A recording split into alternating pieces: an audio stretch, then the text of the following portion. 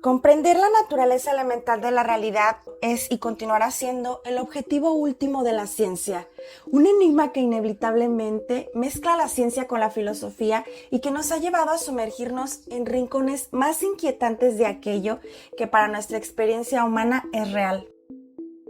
Durante mucho tiempo vivimos en la tranquilidad y en la inocencia de creer que todo aquello que nos conformaba respondía a la lógica y que todo era comprensible y medible desde la sesgada percepción de nuestros sentidos.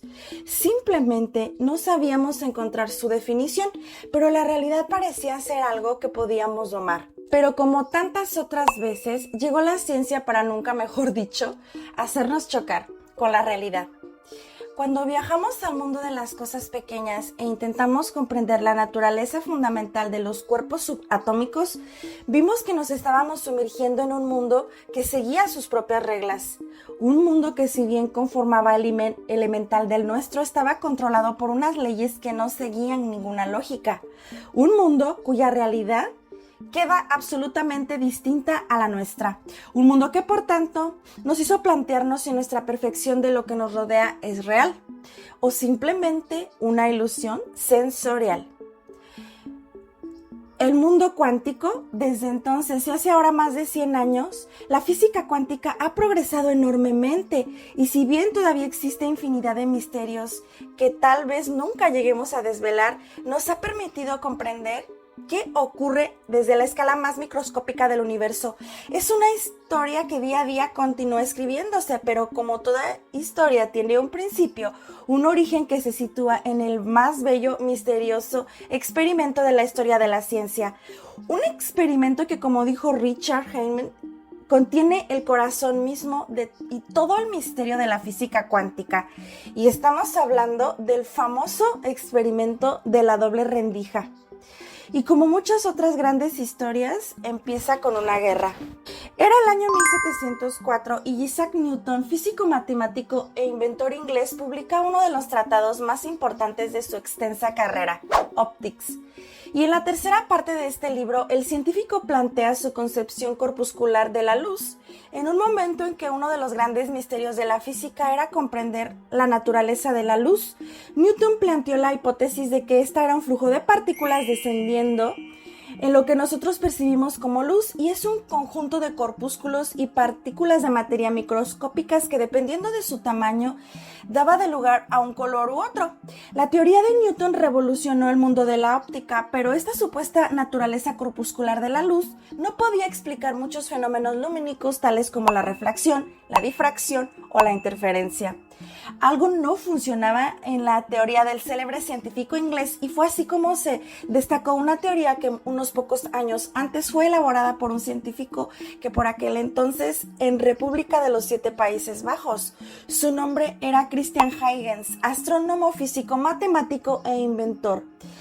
Este científico, uno de los más importantes de su época y miembro de la Reality Society, en 1690 publicó El Tratado de la Luz, un libro en el que explicaba los fenómenos lumínicos suponiendo que la luz era una onda que se propaga por el espacio. Acababa de nacer la teoría ondulatoria de la luz y la guerra entre Newton y Huygens. Casi a lo largo del siglo XVIII, el mundo tuvo que decidir entre ambos científicos. La teoría de Newton tenía más lagunas que la de Huygens, que podría explicar más fenómenos lumínicos, pero pese a que la teoría ondulatoria empezaba a ganar terreno, seguíamos sin estar seguros de cuál era la naturaleza de algo tan importante para nuestra existencia como es la luz. Necesitábamos un experimento que arrojara luz a este dilema. Y fue así como, después de 100 años, para encontrar la respuesta de que si la luz era onda o era partícula, llegó uno de los puntos de inflexión más importantes de la historia de la física. Un científico inglés estaba desarrollando un experimento que ni él mismo sabía que se abría todas las implicaciones que tendría y que sigue teniendo. Era el año 1801.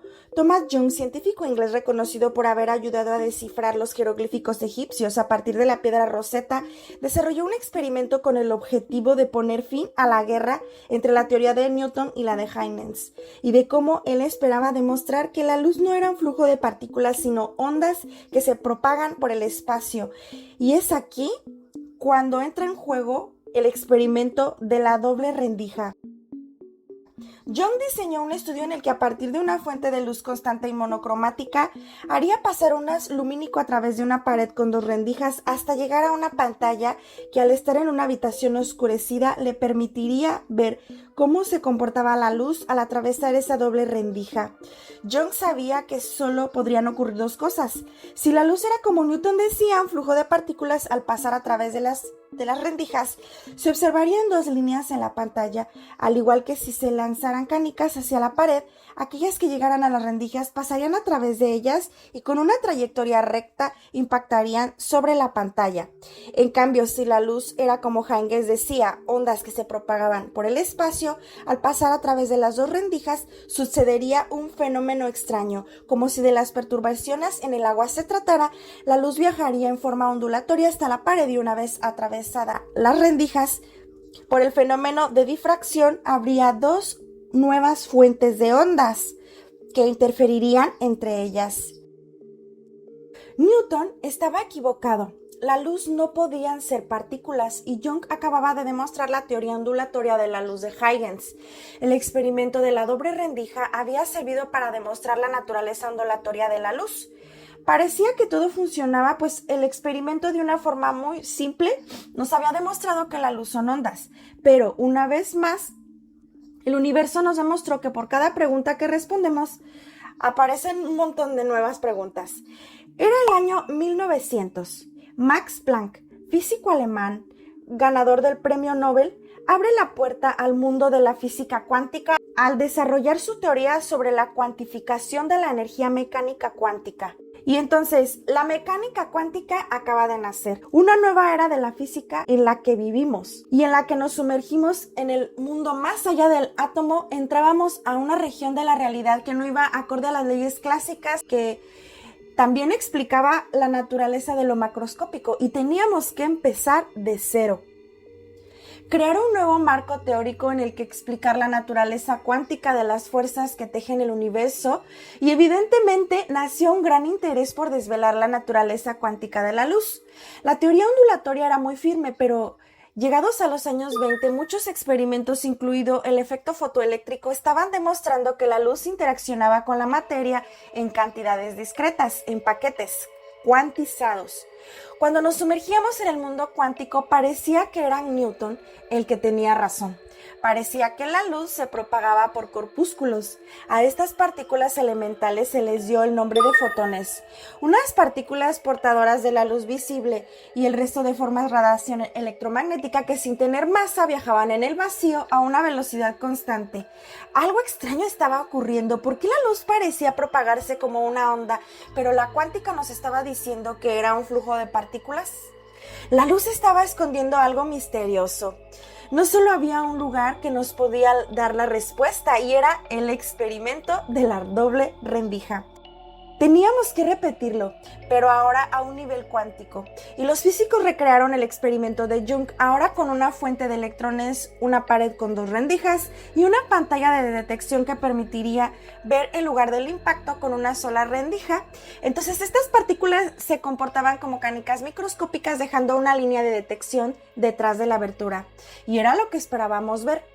Pero cuando abrimos la segunda rendija, empezaron las cosas extrañas. A bombardear partículas, se vio que no se comportaban como canicas. En la pantalla se recogió un patrón de interferencias, como las ondas del experimento de Young. Este resultado dejó helados a los físicos. Era como si cada electrón saliera como una partícula, se convirtiera en una onda, pasara por las dos ranuras e interfiriera consigo mismos hasta golpear a la pared como partícula. Pero pensaron que esto era imposible, obligándose a creer que algo se les estaba escapando. Así decidieron mirar por qué ranura pasaba en realidad el electrón y realizaron el experimento poniendo en una cámara oscura un dispositivo de medición y lanzaron las partículas de nuevo. Y el resultado les heló aún más la sangre, pues los electrones dibujaron un patrón de 2 franjas, no de interferencias. Era como si la acción de mirar hubiera cambiado el resultado. Observar qué hacían habían hecho que el electrón no pasara por las 2 rendijas, sino por una. Era como si la partícula supiera que la estábamos mirando y hubiera cambiado su comportamiento.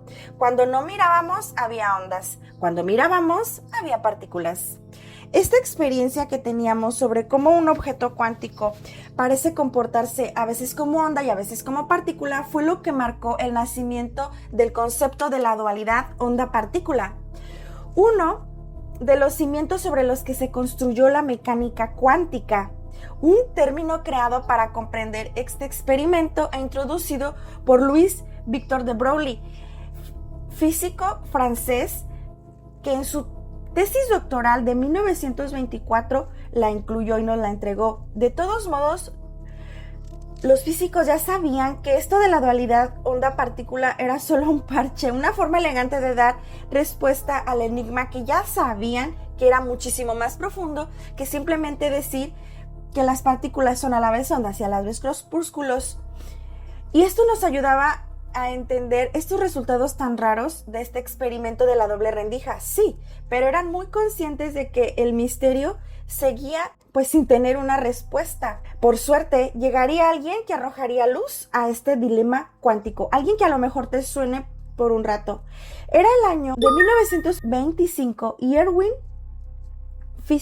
físico austriaco, desarrolla la famosa ecuación de Schrödinger. Describe la evolución temporal de una partícula subatómica no relativista y de naturaleza ondulatoria. Y esta ecuación nos permitió describir la función de onda de las partículas para así predecir su comportamiento con ella.